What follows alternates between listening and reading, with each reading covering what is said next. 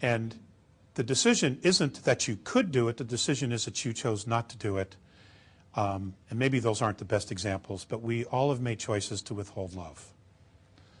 From partners, from family, from ourselves. We've all made those decisions. And those are tough. Those are really, really tough to look at. You know, we've all been there. And being consciously aware of not choosing to withhold love is an amazing feat. And it is not an easy one either. And there's not a day that goes by that I don't remind myself of that. I mean, that was an aha moment that's with me every day now. Doesn't always mean that, you know, I always make the best choices or the right choices.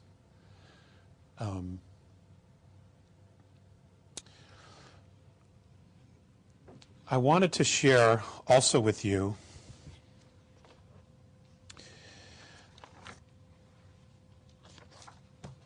something that they have shared regarding time. No, I'm going to wait on that. On the worship of the isness.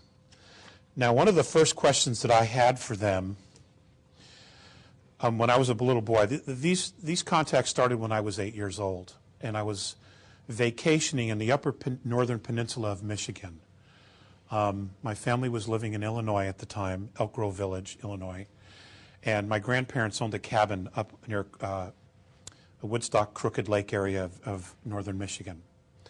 And we used to go up there every summer, and it was awesome. It was just an awesome place. And the first contact, we had gone out into some fields we had all the family there. It was a big gathering, all the cousins, and we were on a family picnic. And we went up there we went out to this huge field where the picnic area was, and there was very high grass and acorn trees everywhere, chestnut trees, and we went out to play hide and go seek. Because the grass was tall, a lot of us would just lay down on the grass and we would just hang out. Well, that's what I did, and it was, you know, mid-afternoon. I don't know the exact time because, you know, children don't pay attention to that. But when I came back and I realized that I was on the ground, it was nighttime. But what had happened was I had fallen asleep, and the next thing I remember is I am on this table, and there are two gentlemen standing on either side of me, Visayas and Morine.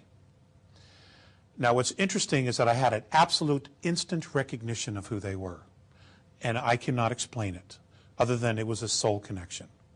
But you know, when you meet somebody, you know you just know them. It was one of those.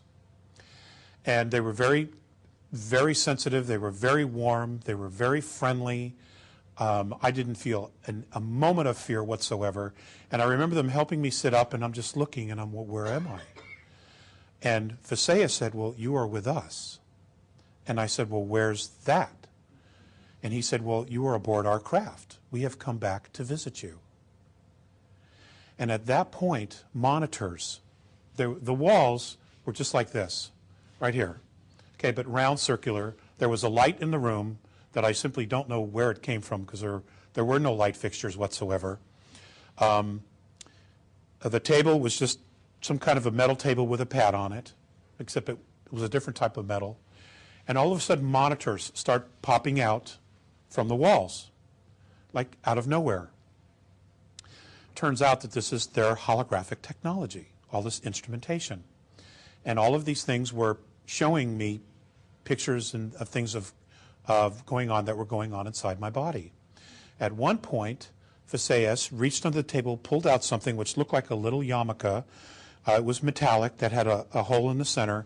He placed it on my head, and instantly a monitor directly in front of me pulled out of the wall and started showing me scenes, like movie clips, except they were scenes from lifetimes.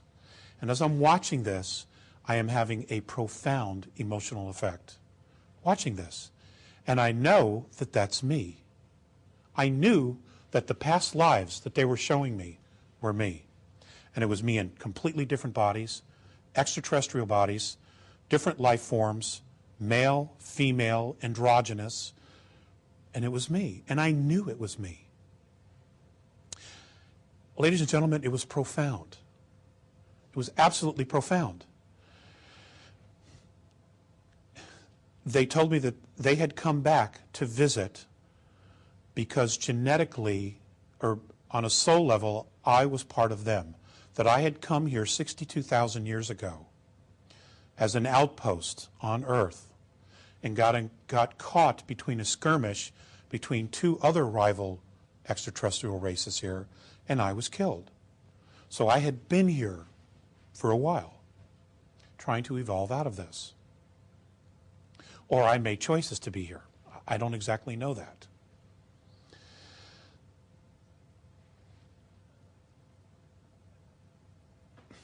Now I know I can't prove any of this to you. But it's real for me. It's totally real for me.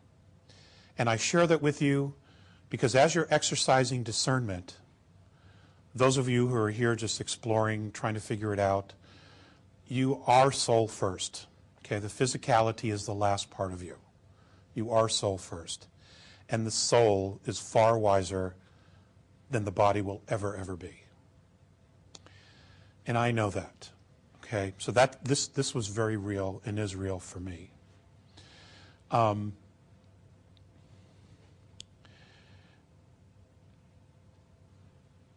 December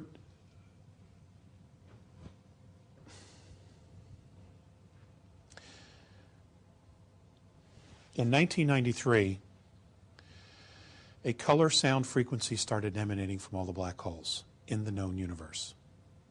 It's happening on all the levels. This is the Andromedan perspective.